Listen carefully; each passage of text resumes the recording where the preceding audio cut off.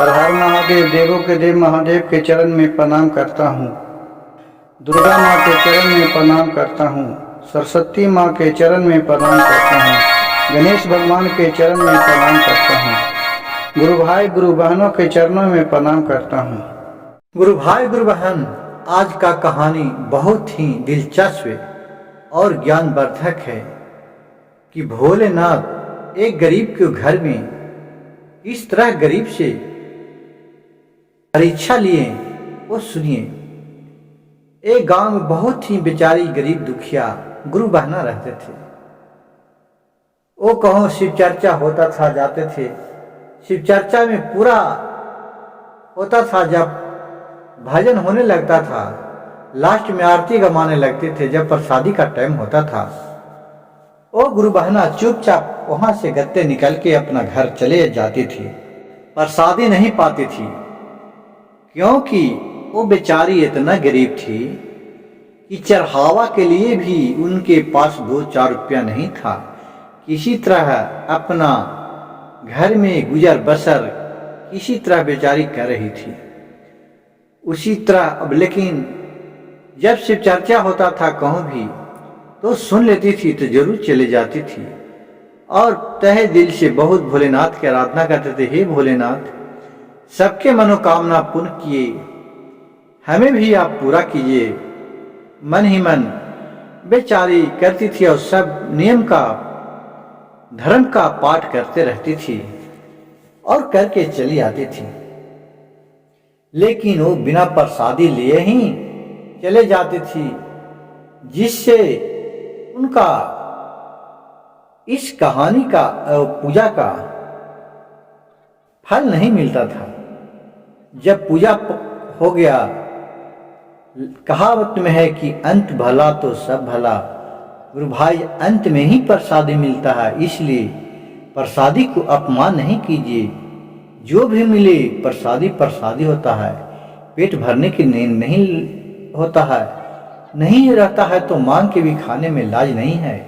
अगर आप मांगे तो मांगने वाला से अगर प्रसादी नहीं दे रहा है तो मांगने वाला से ज्यादा दोषी देने वाला होता है। भले थोड़े ही दीजिए, प्रसादी प्रसादी होता है, इसलिए प्रसादी सबको देना जरूरी है। लेकिन वो बेचारी ऐसा नहीं थी। उसका खुद ही शर्म लगता था कि हम तो कुछ लाते नहीं हैं, तो किस मुंह से प्रसादी लेंगे। और रोज शिव चर्चा खत्म होने के पहले चले जाते थे अपने घर। लेकिन वो गरीब के गरीब ही रह गए और रोज भोलेनाथ की बहुत आराधना करे। भोलेनाथ का इन पर दया आ गया। कहा, शिष्या, मेरे सब शिष्य का गुरु भाई गुरु बहन की अपने शिष्य को सब चीज दिया। अन्न धन, बेटा पुतोह बेटी सबको दिया। ये बेचारी को नहीं मिल रहा है, चले इनका भी परीक्षा लेते हैं। तो क्या हुआ गुरु भाई गुरु बहन, एक दिन और फिर शिव चर्चा हो रहा था मंदिर पर। वहां शिव चर्चा जब खत्म होने वाला था, लास्ट जब प्रसादी बंटने वाला था, तो गुरु बहन फिर वहां से उठ के अपने घर की तरफ चल दिए। भोलेनाथ सब देख रहे हैं। देखिए, उनका महिमा अगम अपार है। वो किस स्वरूप में कहाँ मिलते हैं जिसका कोई नहीं जानता, न हम जानते हैं न आप जानते हैं कि कहाँ किस रूप में अपने भक्त को दर्शन देते हैं।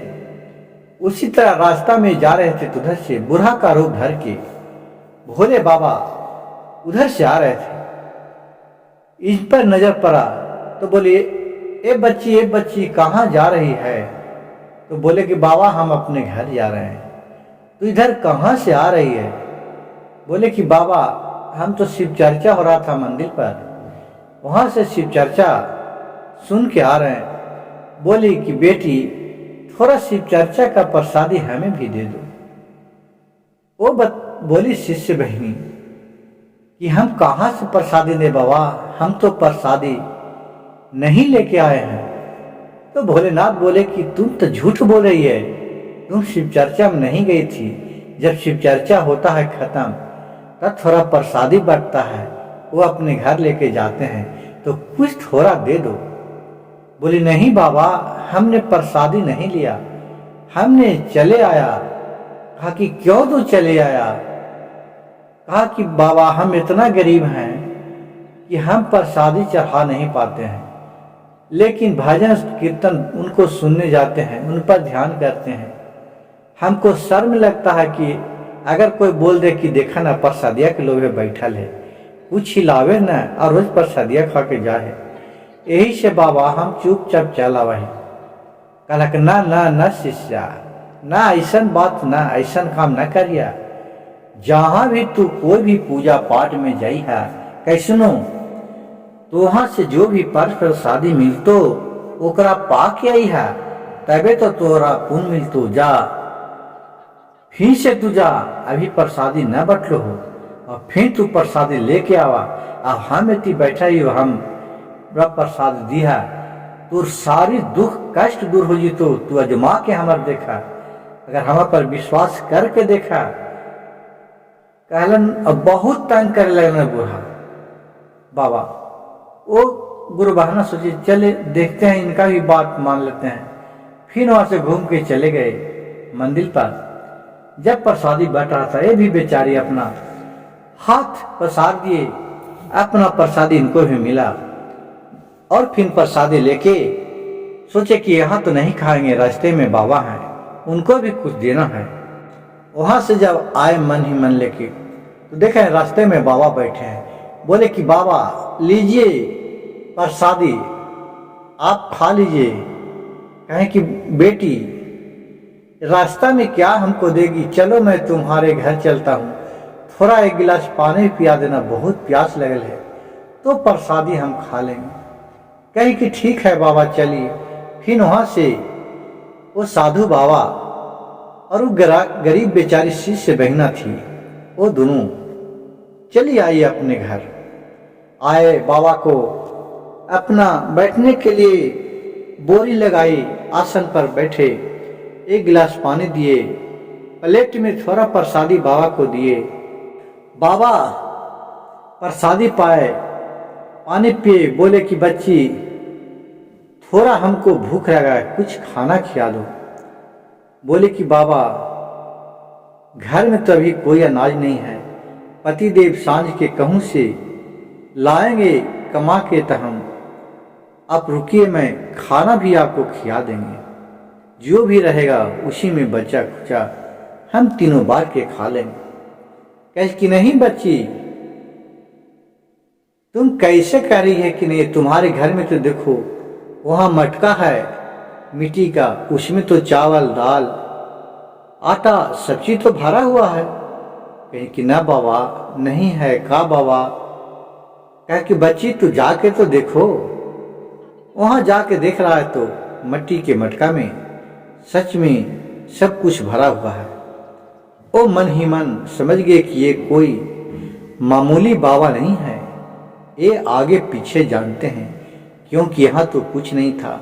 इनका पैर धरता ही मेरे घर में, और मेरे घर में देखिए धन दौलत सब भर गया।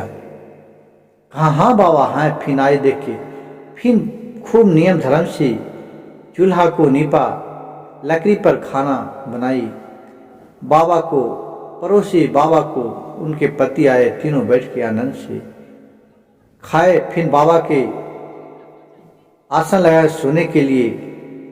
कहीं नहीं नहीं हम चले जाएंगे।